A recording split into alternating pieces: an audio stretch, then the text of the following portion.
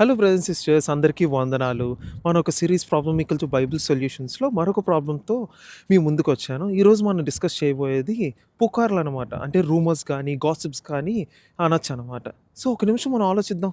మనం ఒకరి గురించి వాళ్ళు లేనప్పుడు విషయాలు మాట్లాడినప్పుడు మనకు తెలియకుండానే మన లోపల ఏదో కోల్పోతున్నాం అని ఎప్పుడైనా మీకు అనిపించిందా? మనం టైమ్ పాస్ అనుకుంటాం గానీ, పుకార్లు కేవలం మాటలు కావు అవి. ఎదుటివాని జీవితాలు కాల్చే నిప్పు కణాలు లాంటివనమాట. సో, ఈరోజు సమాజంలో మనుషుల మధ్య గానీ, కుటుంబాల మధ్య కానీ, సంఘాల మధ్య కానీ దూరం పెరగటానికి ప్రధాన కారణం ఒకరు లేనప్పుడు వారి గురించి తప్పుగా మాట్లాడడమే. ఇది కేవలం ఒక అలవాటు కాదు. ఇదొక మానసిక వ్యాధి లాంటిది. ఇదొక డిసీజ్.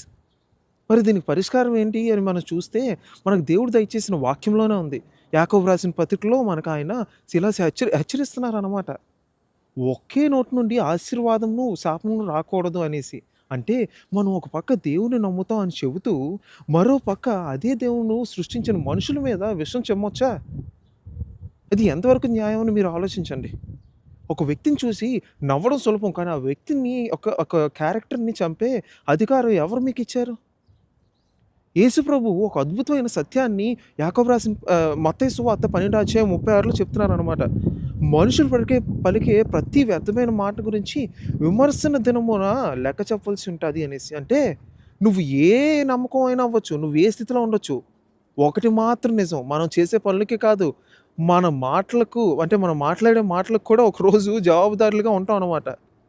పరలోకంలో మన మాటలు రికార్డ్ అవుతాయి అనేసి మీరు గుర్తుపెట్టుకోండి. మరి ఆ రికార్డ్‌లో మన గురించి ఏముంది? ప్రేమ మాటలున్నాయా? లేపోతే పగలు పెంచే పుకార్లున్నాయా అనేసి. పరిశుద్ధ గ్రంథం మనకి ఒక అద్భుతమైన స్టాండర్డ్ ఇస్తుందనమాట దీనికి. ఒక సొల్యూషన్ ఏంటంటే, ఎఫెసీయులకు రాసిన పత్రిక 4:29 మనం చూసుకుంటే, వినేవారికి మేలు కలిగే మాటలే మాట్లాడమంటున్నారు దేవుడు. అంటే ఏంటి? ఈ రోజు నుంచి మనం ఒక చిన్న ప్రయత్నం చేద్దాం. మనం ఒకళ్ళని గాయపరిచే మాటలు మాట్లాడొద్దు. గాయాన్ని కట్టే మాటలు మాట్లాడదాం. సాతాను యొక్క అబద్ధాలను కాదు, దేవుని యొక్క ప్రేమను పంచుదాం. ఎవరైనా మీ దగ్గరికొచ్చి పుకార్లు చెబుతుంటే, వాళ్ళతో ఆనందంగా వెళ్ళి, నాకు ఇంకా చెప్పండి, ఇంకా చెప్పండి అనొద్దు. వారితో కలవకండి. వారి కోసం ప్రార్థించండి. మీ మాటలు మీ వ్యక్తిత్వానికి అద్దం పడతాయి అనేసి గుర్తుపెట్టుకోండి. Use your tongue to heal, not to hurt అనమాట. ఈ ఆలోచనలు మీకు నచ్చాయనుకోండి, ఇంకొకరికి షేర్ చేయండి ఈ వీడియోని. మీ ఫ్యామిలీ మెంబర్ అవ్వచ్చు, మీ ఫ్రెండ్స్ అవ్వచ్చు. లైక్ చేయండి, కమెంట్ చేయండి మీ యొక్క ప్రాబ్లమ్‌ని.